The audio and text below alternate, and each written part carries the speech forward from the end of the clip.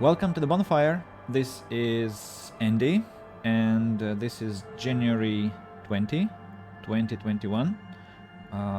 And this is Disco Elysium party number 5. I have decided to go with parties, not investigation stages, because party is short, and the wallpaper, the background for YouTube kind of looks better with this short party 1, 2, 3, 4, 5. I mean, the design is kind of better.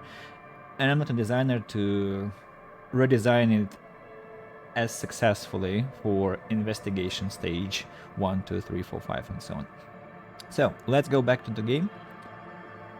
And today my voice will fail me sooner because I just finished a 3 hours interview with my colleague, which was in Russian, and that means that my voice is probably already kind of hoarse a bit, but I think I'll sustain enough.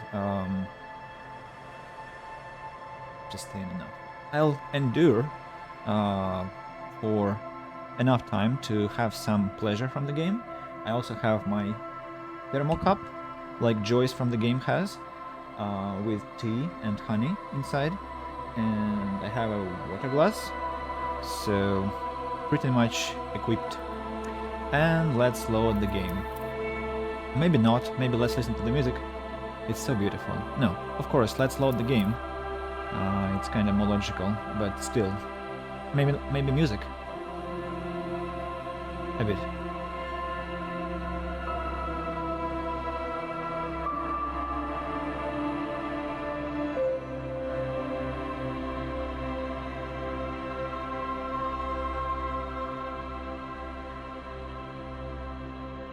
Okay, let's load.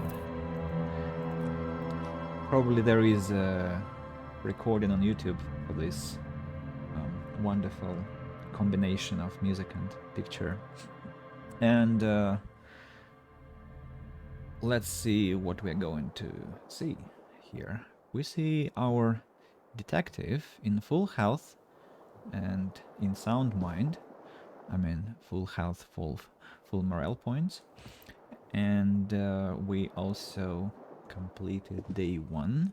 This is day 2. We suffered a lot yesterday because, well, I suffered a lot. Probably you too, because you were observing my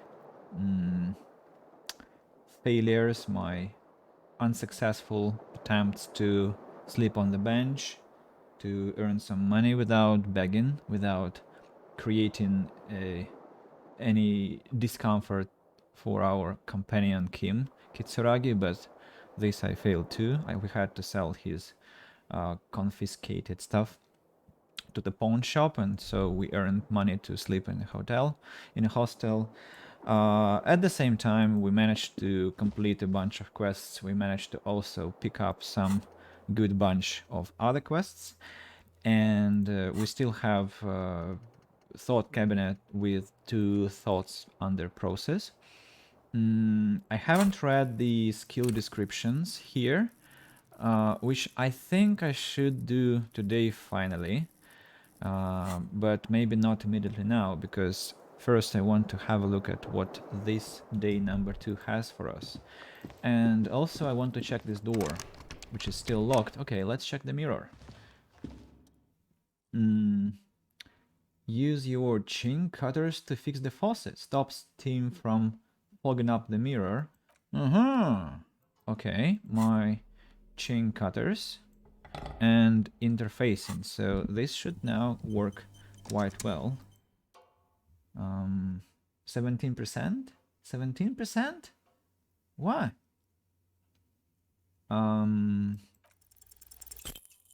Failure? The chain cutters slip out of your hands as you attempt to twist the faucet into place. Well, you know one thing for sure. You've probably never been a plumber.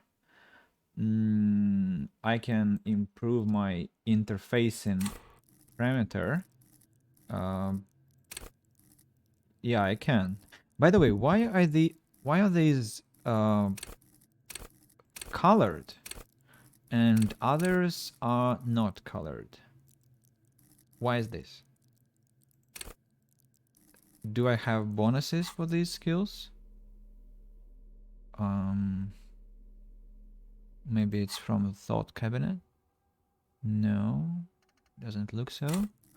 What is it about? Why? Interesting. Very interesting. Okay, so I'll invest 1 point to just do it once again. If it is successful, I'll continue. If it is not, which it wasn't, I'll just load my game and proceed without this action. And I won't spend my skill point now. I want to keep it for future purposes. I don't know what can happen to me later and where I'll need some development points. So here we are, day number 2. And where is Kim Kitsuragi? I guess he is behind the door. No? Kim, where are you? What about this lady?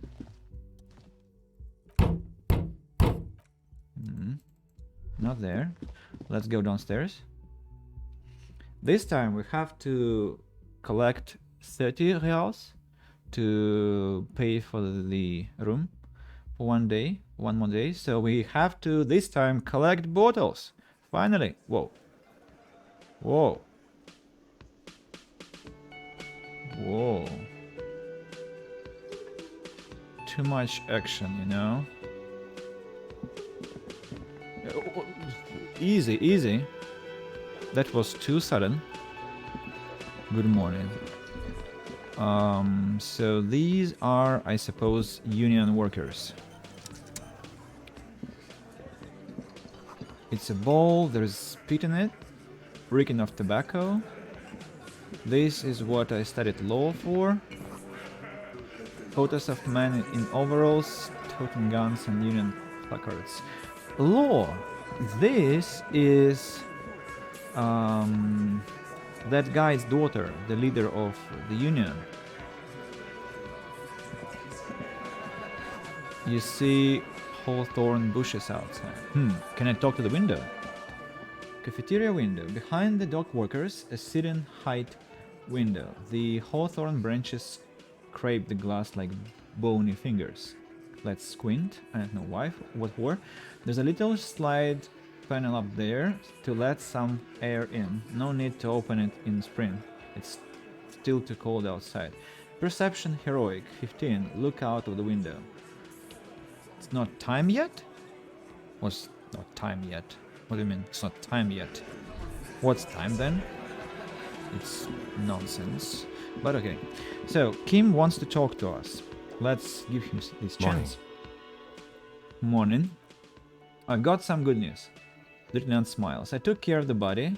The thought of him decomposing my MC wouldn't let me sleep. I don't know if I was ready to let him go. Well, he's in processing now.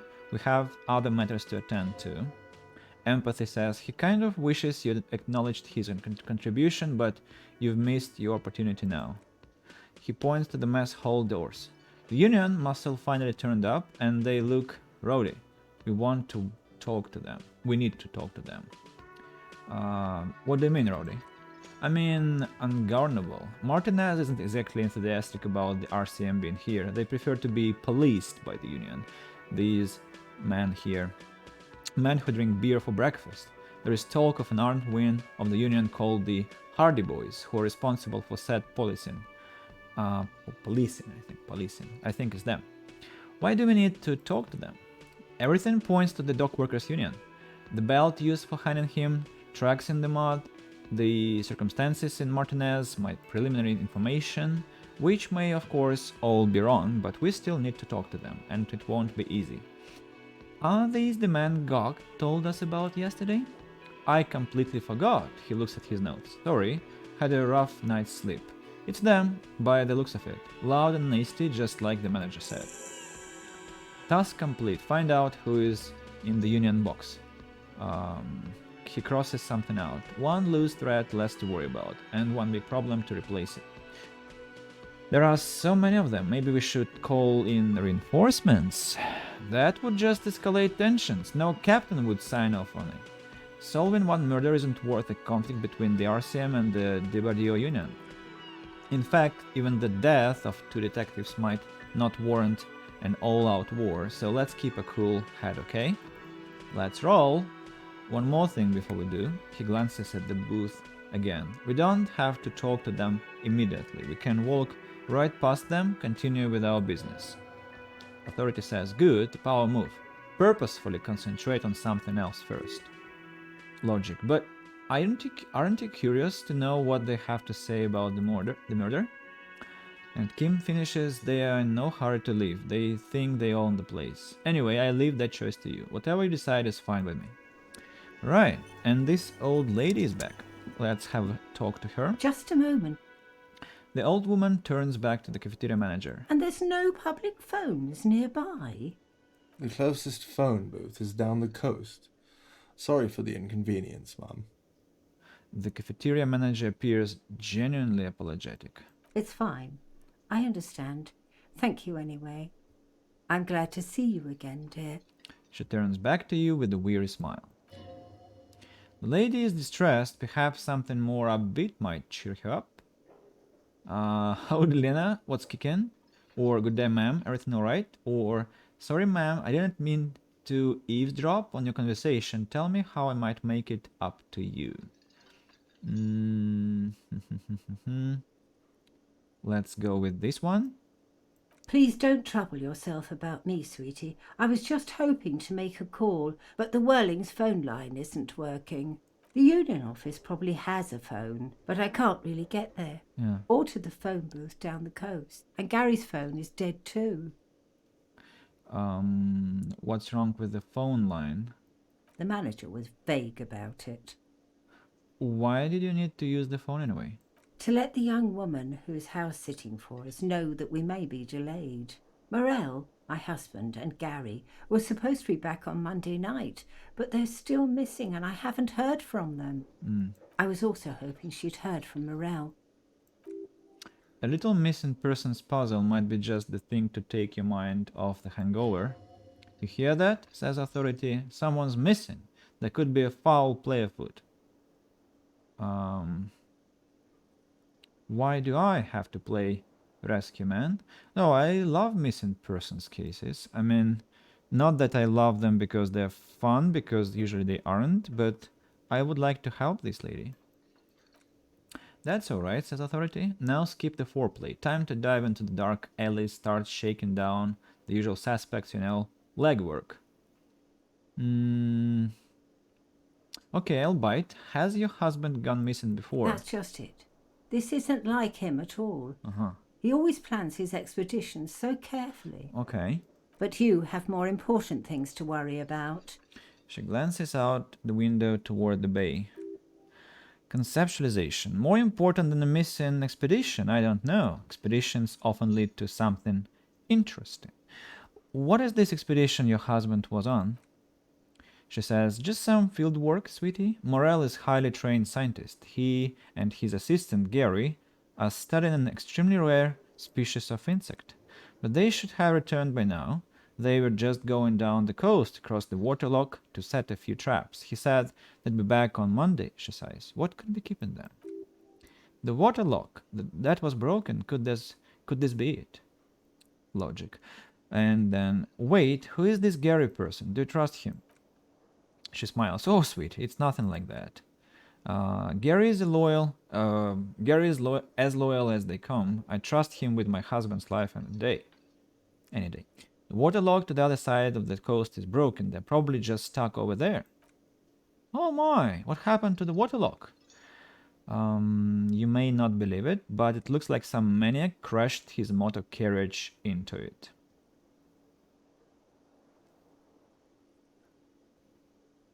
Yeah. Oh, sweetie, if it weren't for you, I'd be looking forward to another sleepless night. Thank you from the bottom of my heart. She turns to the lieutenant. Thank you both. You're welcome, ma'am, says Kim. She turns back to you. I hate to ask, but if your investigation takes you to the other side of the coast, please do keep an eye out for my husband. Inland Empire. This will surely lead to a cryptozoological mystery with that extremely rare insect. And conceptualization says, yes, some left field scientific research is exactly what you need right now. Funk up that vanilla murder investigation. And then Lena proceeds. And if you see him, let him know Lena is waiting for him here at the Berlin. He gets so tangled up with his work that he may not know the water lock has been repaired and it is cold out there. Of course, I'll accept the task. If I see him, I'll let him know you're here, when or if I get there. And she says, you're such a dear, thank you, sweetie. So your husband is some kind of scientist. Oh yes, she says with a pinch of pride, a zoologist, a cryptozoologist to be more precise. And what is cryptozoology? It's a pseudoscience that attempts to legitimize research into mythological beasts and urban legends. Lieutenant sounds unimpressed. Why so mean? That's one opinion, yes, and people are entitled to their opinions. My apologies, ma'am, I didn't mean to undermine your hobby. It's not a hobby, dear, it's a subfield of zoology, one specializing in animal species that are so exceedingly rare that many assume them to be extinct or even fictitious. Searching for such species, called cryptids, is difficult and often thankless, and frankly, many scientists are too lazy to do it. Universities these days are rarely interested in supporting real research. Encyclopedia says, the quality of research at Revacholian universities has been on decline, but you doubt there was ever a time when cryptozoology was embraced by the academic elite.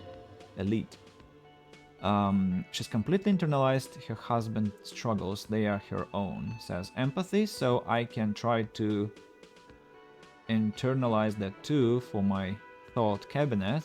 Let's do it a bit later. Tell me more about morale, looks, character, your relationship. Oh dear, I'm not sure where to begin. What does your husband look like? Well, his expression is slightly grumpy, but his eyes are always bright and curious, like a small boy's. And his palms are quite coarse from all the fieldwork, but he is quite gentle. Logic. You can't go around Revachol feeling grown men's hands.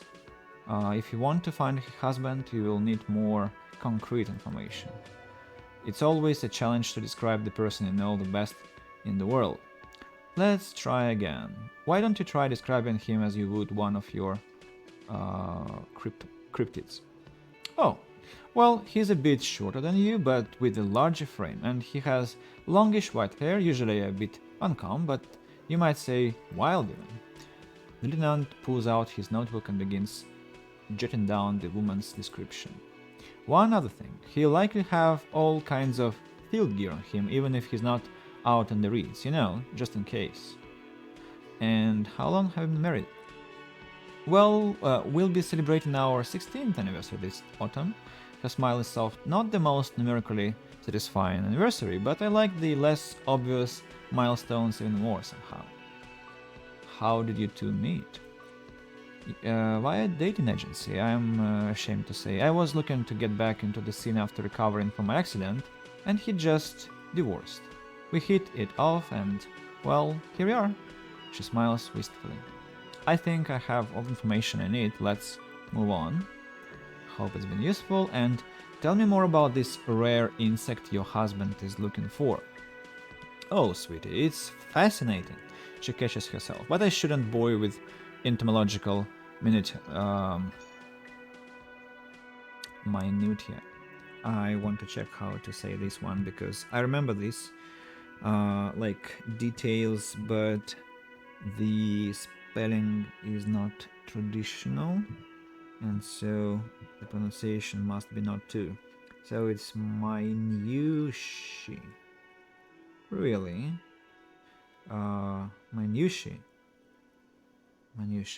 Okay. Entomological, minutiae. Lieutenant gives you a sideways glance, and the time is ticking again. Now I want to hear about this insect. Well, she hesitates. It's a phasmid, technically, but... Oh yes. Phasmatodea, a diverse group of insects whose bodies resemble twigs, leaves, that sort of thing. Ghost insects, colloquially. Oh yeah, here comes the interesting. Were other phasmids imitate sticks or leaves, these ones live in a reed. It disguises itself among the reeds here on the Insulindian coast. She looks you in the eye and nods thoughtfully. Hence its name, the Insulindian phasmid. Perhaps you'll end up co-discovering the phasmid with us, officers. I knew it. The lieutenant sighs. We are going to be chasing made-up insects with cryptozoologists. It's not made up, officer, I can assure you. Authority. There is a hint of defensiveness to her retort, but also confidence. She seems to sit up a little straighter in her chair. It's simply elusive, so much so that most establishment zoologists doubt it exists at all. Well, what makes you think the phasmid is around here?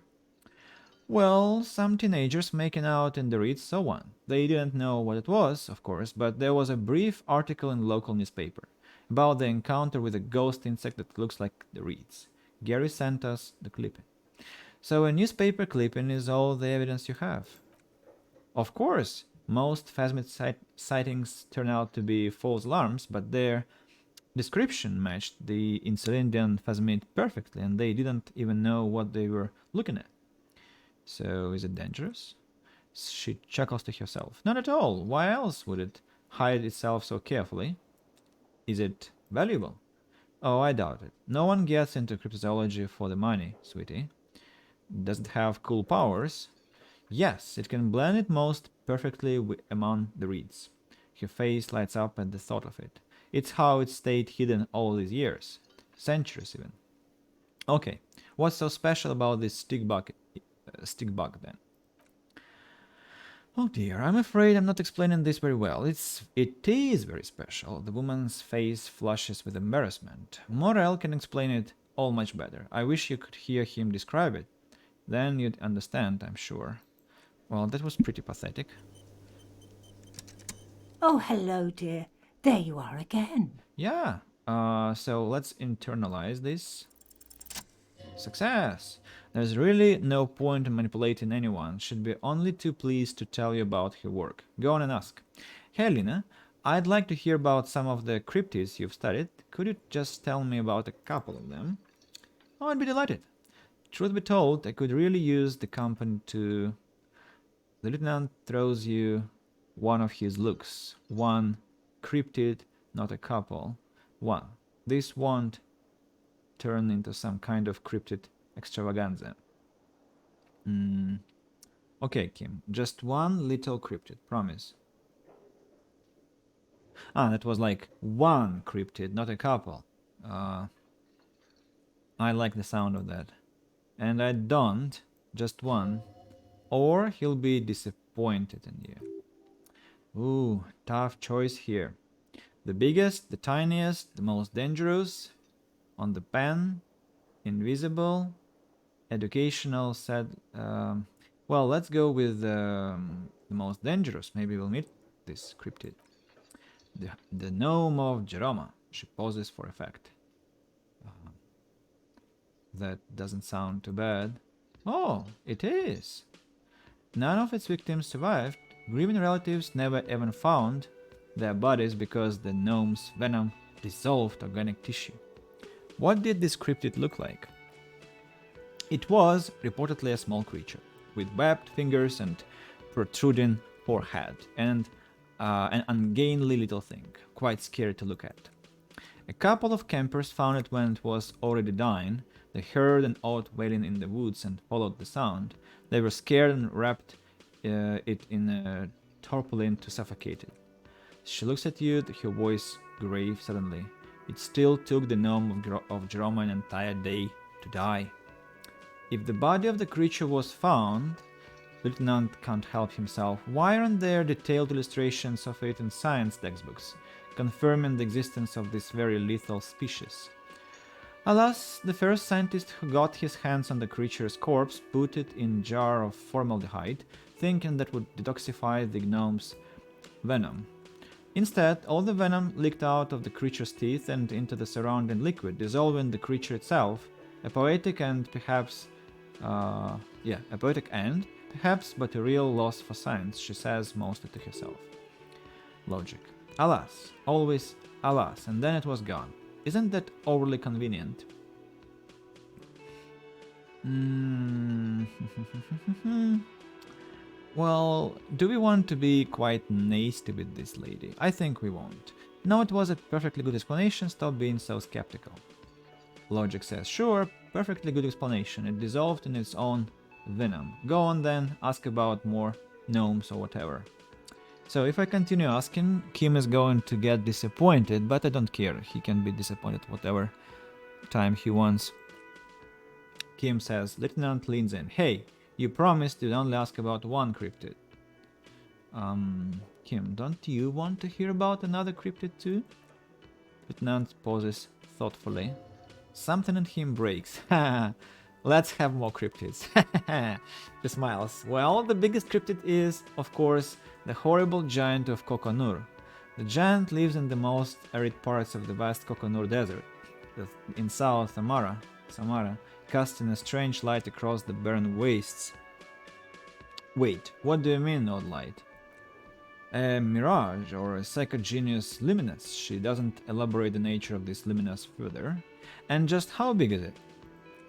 No one knows for sure. It's like an awful mountain appearing from below the horizon and expanding to cover almost a third of your field of vision. Is it dangerous? The towering luminosity of Kokonur is a bad omen in local folklore. Some say it's a fata morgana, others a fate unimaginable. I'm not. Lieutenant interjects. No animal can be that large. It's a mirage. I'm skipping this word because in Russian it's a bad one, and I don't want to be ostracized for bad language. That's what makes it so peculiar. A species surviving at the very limits of scientific law. The giant of Kokonur must be the largest animal the planet can support. There are limits, you see, to how large a metabolism an ecosystem can beget. Some say gravity anomaly below the Kokonur desert might allow the creature to grow to these gargantuan sizes. Great, this is great shit. You need more. Gravity anomaly, digging it. Digging this parascientific stuff right here. Okay, let's talk about the tiniest cryptid, but I see it's already complete nonsense. Just complete nonsense what we're doing here. But I cannot help it. So, Cryobacter cathensis. She answers immediately. Cryobacter cathensis. Yes, an unicellular bacterium that was discovered in one of the northernmost points of Katla on the Boreal Plateau by renowned geologist Kathleen Miano some 70 years ago. What's so special about it? The bacterial colony Miano found had remained alive while frozen in ice for longer than anyone could reliably estimate, certainly from before recorded history. Miano disappeared shortly after injecting herself with the bacteria she had brought back to study, no doubt in hopes of prolonging her own life. So many things to read, oh my god.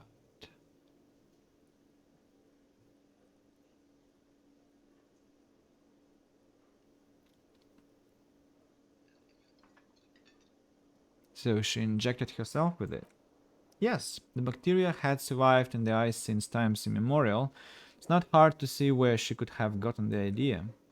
It's actually a little hard to see. He looks at her skeptically. But go on. So, mortal bacteria, mortal geologist, that's too wild. Well, bacteria can really last for a very long time.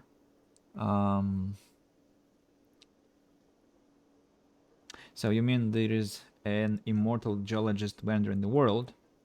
Yes, and she's quite mad too. After she treated herself with the bacteria, she stopped aging, but also became increasingly eccentric and irascible, so that even her oldest friends were forced to pull away.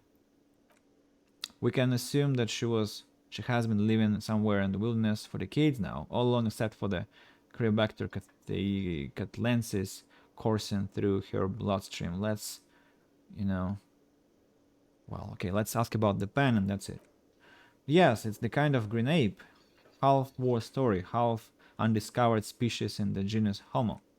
Yes, it's a war story. It was reported by soldiers in South Suffer during the war. The kind green ape would visit bunkers during the night, hitting wounded soldiers with its saliva. With its saliva. Yes, it has amazing healing qualities. Some soldiers reported growing back limbs, regaining their sight, and there was something about an undiscovered subspecies of man. Indeed, there is. It's our closest relative among the cryptids, some taxonomic family different genus. Which is to say, the kind green ape is a species with which we share a common ancestor and that evolved parallel to our own, just like your partners. I knew it, Kim. You're not a human. Pretty sure. That's why I always have to take the lead, right, Kim?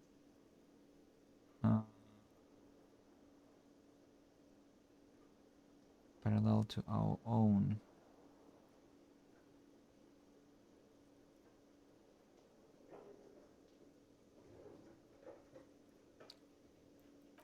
This one. The lieutenant looks at you pleasantly surprised. Oh no, I didn't mean to imply that zeolites are inferior to us. In many ways, she turns to the lieutenant. You are superior. For example, your earwax doesn't have a foul odor like ours does. A tremendous evolutionary advantage, I'm sure, but perhaps we've had enough speculative biology for today. Are there any invisible cryptids? What an interesting question, and the answer is yes, there are. Of course, all fairy tales have someone or something invisible in them. You're right, Kim. It's childish, but I need to know. Okay, I won't spoil your fun, Lieutenant concedes. And what is the invisible cryptid? It's the Koldo Mama duck. The woman corrects her glasses. Its name means thin whisper of sound.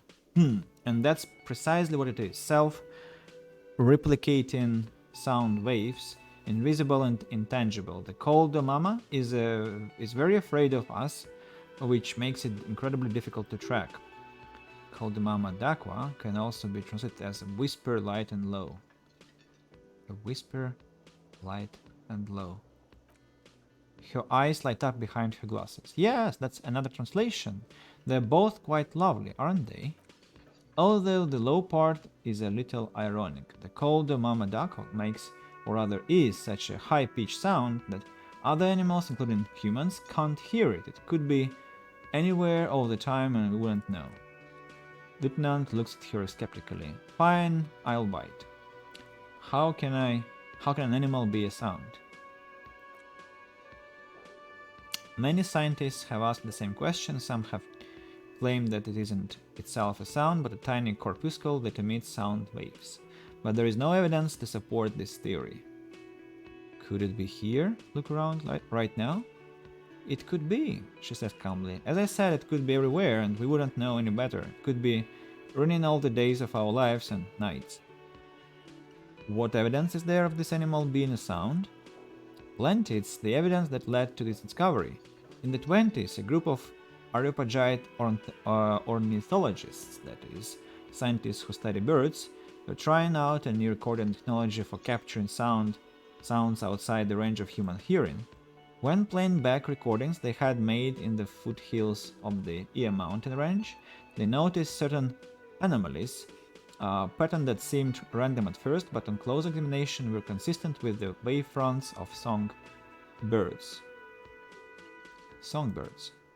The scientists soon discovered they could track and even predict what appeared to be feeding, mating, and migration patterns based on sound waves in a strictly delimited range of ultrasonic frequencies, even higher than those of the highest pitched bat calls.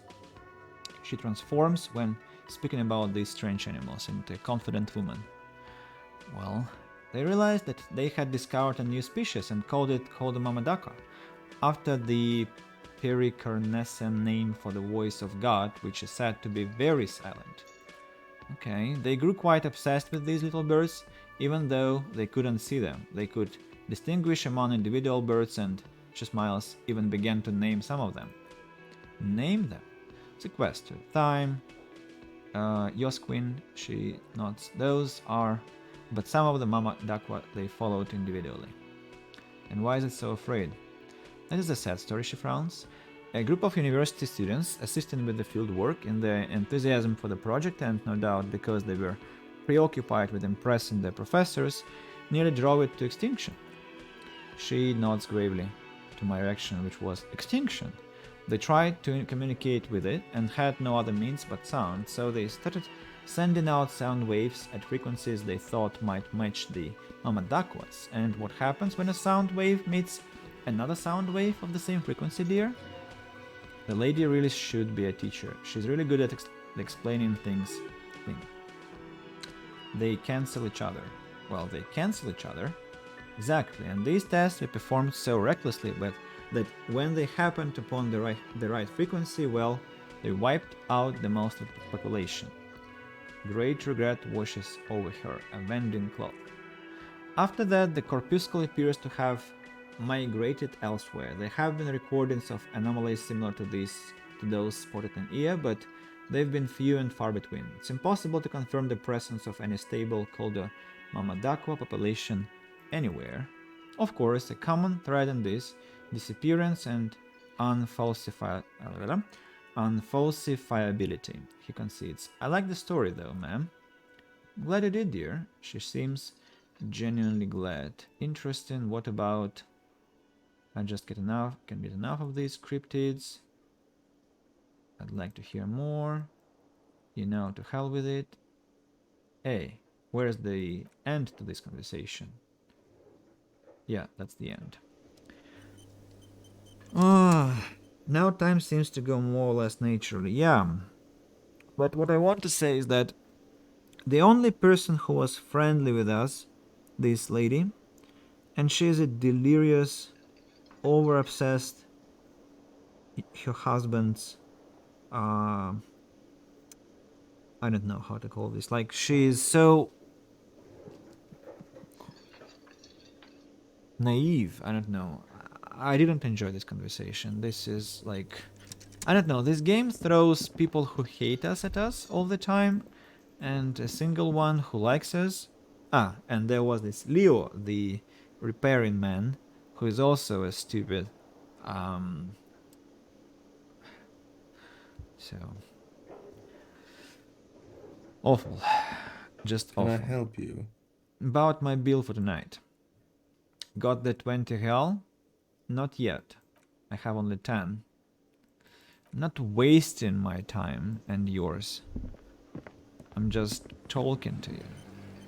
So, what's this? The tomatoes are so thinly sliced that you can see through them. So, this person, about borscht. Do you know what's behind this door? He looks up at you, then looks away quickly, shrugging and muttering something to himself. Shrugging is an international sign for no, I don't know what's behind the door. Lie. Leo said you're friends with Manana. Is that true? The mention of Manana gets his attention. He smiles and delivers a whole slew of unfamiliar words and lively gestures. Then he falls silent again. They're friends, says Empathy. What is that borscht that you're making here? Point to the large pot. The man says a couple of sentences in that strange language of his and then seems to wait for you to speak. I'm pretty sure he asked you a question. He doesn't know your language, you can just say something cool in return. I don't understand you. Well, let's say yes. The man looks at you, then at the soup. His face lightens up. He picks up a bottle from the shelf. I'm sorry. Barsh need more vodka. Okay, so it's vodka that keeps the man happy and in good spirits, he nods. Clever move by the union. Vodka borscht. I love it, bratan. Turn it up, and then ask for some yourself. Turn it up seems like a dangerous idea, honestly. The place is a powder keg. Turn the vodka up. No vodka.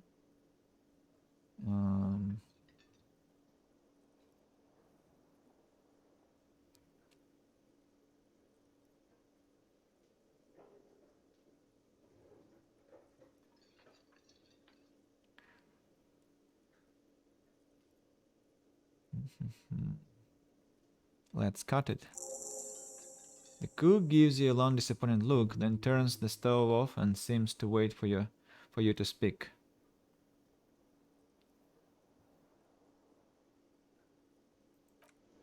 So we solved the quest, but I don't understand.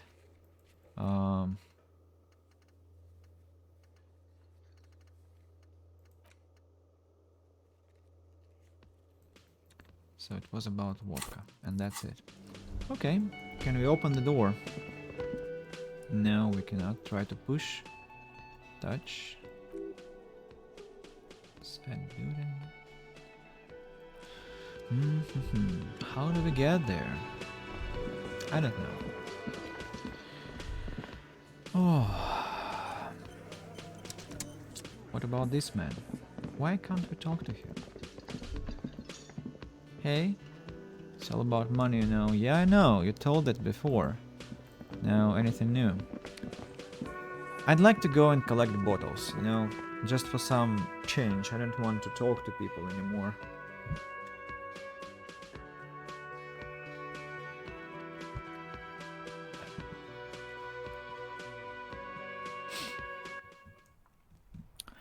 So, wait, there is a thought. Could it be the cold Mama Dakwa? No, it's probably just your imagination ringing in your ear. Let's listen more closely. There seems to be an extremely high-pitched ring, ultrasonic. Lena said it was very high-pitched, right? It's like something tickles your ear. Lena also said that it couldn't be heard by any other animal, including humans. What you're hearing must be just a regular bird. Wait, Kim, do you hear a high-pitched noise? No, I don't hear the cold Mama Dakwa, and neither do you. Of course he doesn't, he is deaf. Let's listen closely first. There it is again, you are about to rediscover a long-lost species. Keep listening, must be very close, maybe it will come toward you. Move your head toward the sound.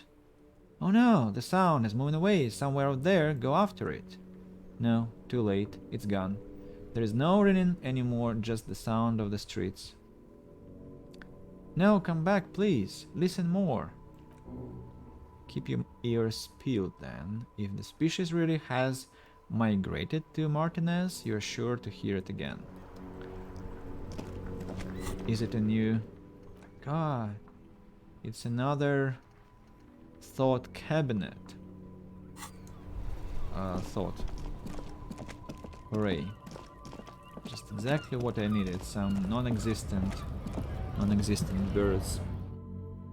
So we finally came to, was it Greet? No, it was, I forgot how this shop is called.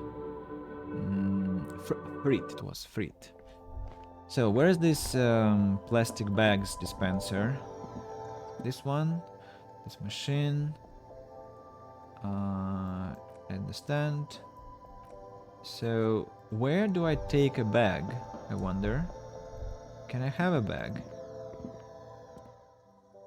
I want to buy a raincoat. No, I don't. What's that? What is what? The girl leans over the counter to see what you're referring to. And it's a raincoat? You want to buy one? Then it's only $4. She taps on the glass counter. The raincoats patiently await purchase. No, I don't want a raincoat. I want a plastic bag. Where do I take it? Nosafed. No, I need a plastic bag. How do I get a plastic bag? Is this about the questions again? Because I don't really know anything. Does Frit have a warehouse in the back of the Whirling and Rags? Warehouse? I don't know. Maybe. I don't really care about what Frit does. Come on, give me something to work with here. Or this is important. She scrunches up her face into an expression of consummate adolescent skepticism. Fine, Frit doesn't have a warehouse, just a little back room here, okay? She turns back to her magazine without waiting for you to respond.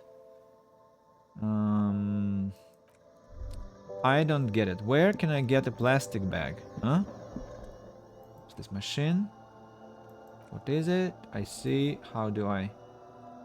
You need a bag? We used to have some, but we gave them all out, so... Find the bag. Uh-huh. There are no bags. Excellent. Just wonderful. There are no bags. I wanted to collect bottles. I hate it. I wanted to do some work here in this city. So we haven't checked the shop that closed before we finally managed to get there. It's to the left from here. Let's go, let's go, let's go. Yeah, here.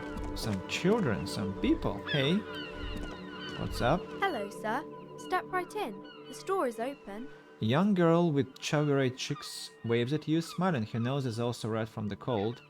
Hello. Are you interested in a new and exciting book? She stamps her feet to feel warmer. What kind of a store is this anyway? It's a bookstore, sir. We sell books, postcards, and some board games. It's called Crime, Romance, and Biographies of Famous People. I need a bag for the bottles. Can I buy it? Whoa, whoa, whoa. Hold your horses, little girl, says Encyclopedia. What is a book? That is a book. They have stories inside them. It's like someone told you a story in a really long letter. She's very patient. And what's a postcard? A postcard is a small cardboard picture. You can write a few words on the other side and send it to your friend or beloved. Okay, and what is a board game? She is unfazed by your question. She would consider it impolite to point out any perceived weirdness. Board games are like little games on a table, made to pass the time. There are several different ones, but sailors here mostly buy cards. Interesting, thanks. My pleasure. Anything else you'd like to know? Yeah, is it okay if I ask you some questions? Okay, sir. I'll try to answer any questions you have. I hope they're about books. What's your name? Here comes again, no voicing over.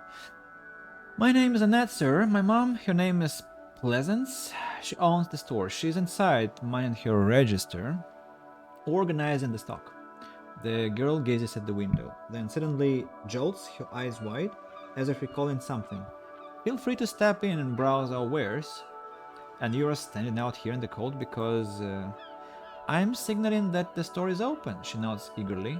Otherwise people might not know that they would miss out on the crime, romance and biographies of famous people. Empathy. A sudden gush of wind turns the pages of the books on the counters. She covers her face, smiling, but she's cold. You're cold. Can I help you in some way? Kind of you to offer, sir. She doesn't know what else to say. What could you do to help her anyway? I could help by brutally dismantling the free market.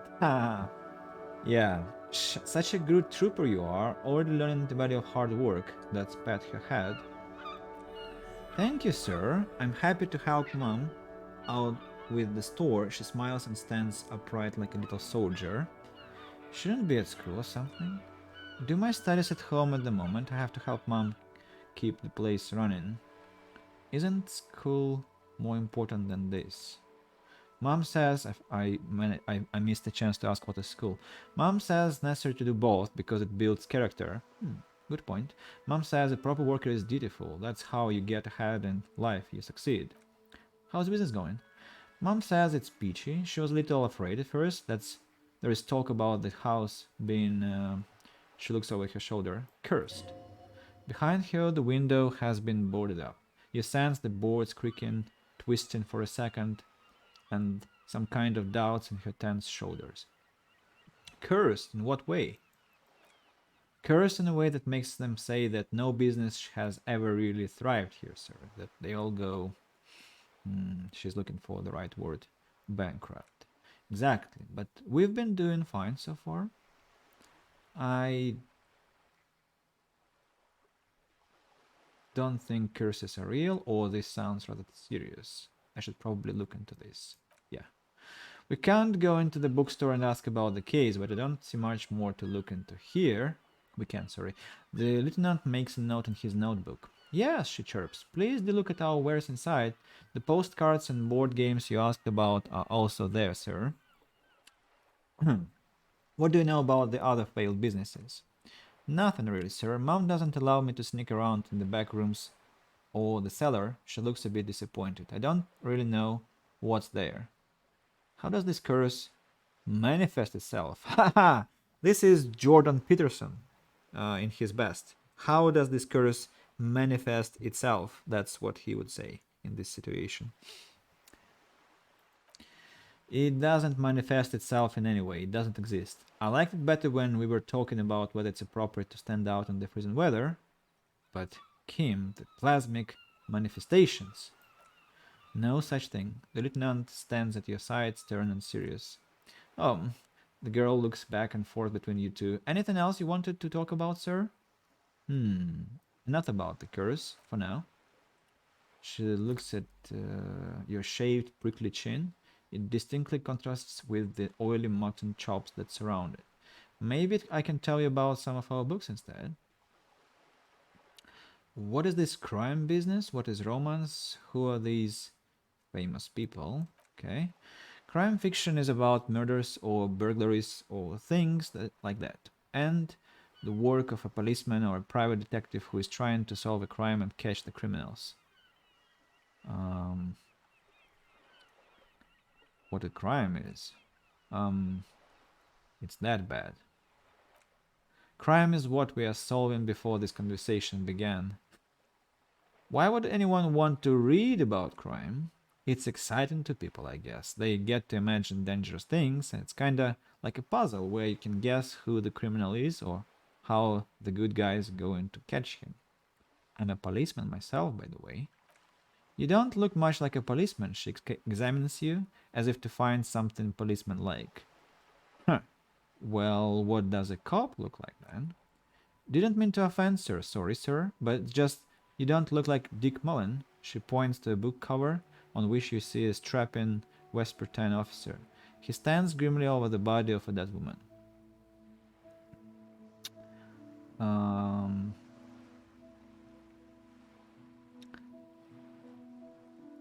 Wow, look at the guy. I'll never be as good as Mullen. Don't say that. He's not even real. You are real. That's right. A real failure. Overshadowed by a fake man. That's harsh. I don't really want to deal with this. It's too much. Yeah, real failure. Your eyes shine with sympathy. Cheer up, sir. No need to compare yourself to a fictional character. I got an achievement on Steam which says... literally the sorriest cop on earth. Apologize 10 times. Oh, yeah, that's me. That's me. Maybe you can show me some real deductive police work, sir? His smile is warm and consoling, unlike the imperial image of Dick Mullen. Like in the books. Okay, I'm going to introduce something now. Let's leave and save the game, because I'm sure I'm going to fail the... Wait. Thought complete. Kingdom of Conscience. Alright. Alright. It says... The Kingdom of Conscience will be exactly as it is now. Moralists don't really have beliefs. Sometimes they stumble on one, like on a child's toy left on the carpet. The toy must be put away immediately, and the child reprimanded. Centrism isn't change, not even incremental change. It's control over yourself and the world. Exercise it. Look up at the sky, the dark shapes of coalition airships hanging there. Ask yourself, is there something sinister in moralism? And then answer, no. God is in his heaven. Everything is normal on Earth. Moralists, dialogue options, heal +1 morale. Learning cap for volition raised to 5. Logic raised to 5. Pretty much useless, you know. I don't know. Do I have some boost for composure? Composure. Suggestion, rhetoric, half-light, electrochemistry. Nothing for composure. Okay, I have to just rely on my chances. Every then. snowflake is like a little gift from the sky. Success! The girl keeps her hands folded hidden. Why is that? Hey, why do you keep your hands folded? What do you mean, sir? She looks very... She knows where this is going. You don't need to be worried. I'm here to help. She looks around anxiously. Her hands remain folded in front of her. She doesn't want to show them. Lieutenant stands by, looking at the two of you with little interest. A facade of true professionalism. He is far more intrigued by the situation than his pose reveals. It's okay. She brings out her reddened hands, her nails afraid, nearly chewed down to the flesh. You bite your nails. And you knew this from me keeping my hands folded. She shoots you a suspicious glance. It's super simple for a detective such as myself. Let's just say yes. Well, that proves nothing. Anyone could do an easy deduction like that. Her eyes flash with defiance. She's not impressed. She actually is impressed. This is more like a defensive reflex. Want more? But I can figure out why you bite your nails. I got a few reasons in mind. She nods, half provocative, half enthusiastic. Your body material is intense. Reaches. You're uptight because of your mother and the pressure she's putting on you. Dismay flickers in her eyes. Maybe so, sir. She sighs. Okay, I know it's a bad habit and I shouldn't. That wasn't entertaining. There is more than can be achieved here. Ask her to do the same. Okay, can you do something about me? You're quite sober, she snaps back quickly. Lieutenant doesn't flinch at the comment. He doesn't flinch even a single bit. He's intensely not flinching. It takes effort. Wait, how do you know I'm usually not? Because you usually aren't. I'm also sad and my head hurts. I'm sorry, sir. She looks at you in the eye, sympathy gleaming in her face. I hope things get better soon. There she stands, swaying on her feet, assaulted by the early spring breeze. She smiles at you. The whole situation suddenly feels familiar somehow. There is something you are missing. What are you missing here? I want to save the game, because there is a check coming. Hi, Ace Detective. Are you here for more books? Yeah. Success. Because you know each other. She's been talking to you so openly because you've talked before. Have we met before? Yeah, I stand on this spot all the time. She sways back and forth on her feet. You've been running around all week without your shirt on, sir. Apologizing to everyone. I don't really understand what you've done wrong. Did I ever talk to you? Of course, you stopped by a few times. She looks at you intently. You certainly look better than the last time I saw you. What do you mean better? I look like shit. Yeah, but you don't have party eyes anymore. Lieutenant slowly, ever so slowly, realizes something. Party eyes. Yes, of course, that makes sense. I'm not surprised children have seen you running around with party eyes on, he thinks. Not at all. What are party eyes? You know, like a cat in the dark, all big and wide-eyed. She giggles at the thought. It certainly looks odd on a man. The swiveling eyes of a loony drug addict. That is what she meant. You're probably gurning too. Yeah, you should get some party eyes right now. Snap those sequins on you, buddy. Does that mean I've been partaking in narcotics? Oh baby, that's not what you have to worry about. Worry about the important thing. So why didn't you tell me you knew me to begin with? I didn't know you had to do that. She looks puzzled. Thanks. I've learned something about myself today. Glad I could help you, sir. She smiles a wide, helpful smile. What is romance? It's the type of book where there is a rich lady and she has to choose between the good man and the bad man. She smiles at the thought, perhaps imagining herself in this situation. Or there could be a story about a poor lady getting a rich man. It's about man and lady business, sir. What about a poor man getting a rich lady? It happens, but usually the guy gets rich in the process, or should actually be rich himself, but has lost his family property unjustly, like during the revolution or something. I see. Those are unhappy books for most of the pages. People sad about what they have lost. But then it all turns out just fine in the end. What about when both of the men are dead? Bad, sorry. These are not very common. You can't have a choice between bad and bad. Nobody wants to read a story like that. What if it is written really well? Well, maybe then it's fine. Maybe if the lady then decides not to pick either because she doesn't need a bad man, yes, that would be interesting. What about when everyone is poor? That's really not a proper romance story. That's more like everyday life. Sometimes you have to write about real life things. Not in romance books, sirs. These are about nice and pretty people and everyone is happy in the end. What about a book where the man and lady business doesn't work out at all? Haven't read many of those. Maybe you should ask Mom. You think she has one about an excruciatingly painful breakup? I don't think it's a romance story if the main characters break up though. She pauses, trying to figure out the appropriate answer. No, think about it. One where they plunge into a torrid spiral of pain and recrimination, only it's really long and drawn out, scared for life. Phantom Limb. No, I don't know. She looks at you with puzzlement. Doesn't ring a bell? Alright. I'll ask your mom. Yeah, she nods, relieved. She knows books, definitely. Conceptualization says, what was that? An idea for an unfinished novel stuck somewhere in your forebrain? You clearly have issues you need to address. That's enough romance for me. I had other questions, maybe some about other books. She rubs her chilled nose with her fist. Who are these famous people? Oh, kings and queens and generals of old, or artists and writers or musicians, those kinds of people. There is usually something extraordinary about them. She scratches her cold reddened cheek, then continues. I think that's why people read them, to find the secrets of their fame. Seems like most people who read those books, fail to get more famous from reading them.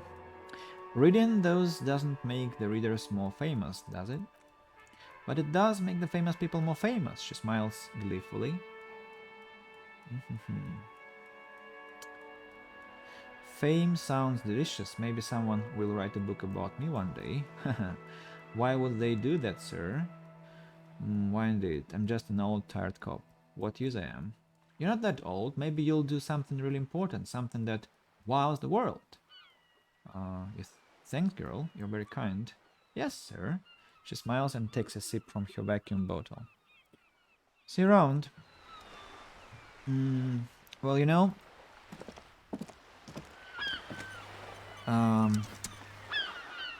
I hate to say that, but I think I'll call it a stream because I don't think I'm capable enough for today to continue reading so much.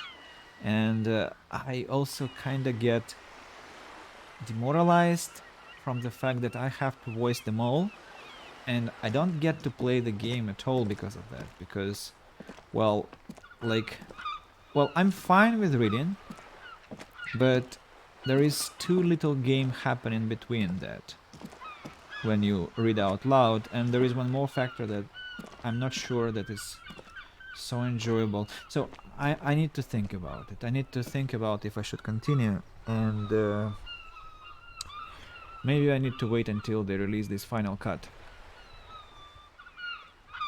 If they actually plan to put more voicing over there. Where are those RPG games where everything is voiced? I haven't seen a single one yet. Planescape Torment, Pillars of Eternity, Arcanum, Torment Tides of Numenera. Only big projects like Dragon Age, I mean, like where you play from the third person, not isometric games. Yeah, maybe just wait till Final Cut comes out. Exactly. It's just difficult, you know. I'm not sure that. Well, that can be fun sometimes when there is a really interesting dialogue or something is happening, but when it's like it's basically a book, and like if I, for example, invited some people to help me with this, like some streamers do, which is a nice idea, and I might do it one day, but for now I'm alone here. I mean, as a streamer, but thanks you, Elder, that you are supporting me in this venture. Yeah, I'll think about it, and I also look at that fact that the clock isn't ticking while I'm just standing, so it only ticks during conversations, which is simultaneously punishing and strange. I don't know, I'm not sure I like it, these mechanics, but I told about this yesterday during the stream. So, thank you for watching, and see you soon, guys, with other games, maybe this one, I don't know. If you have a different opinion from mine about what I just said, let me know in the commentaries. Thanks.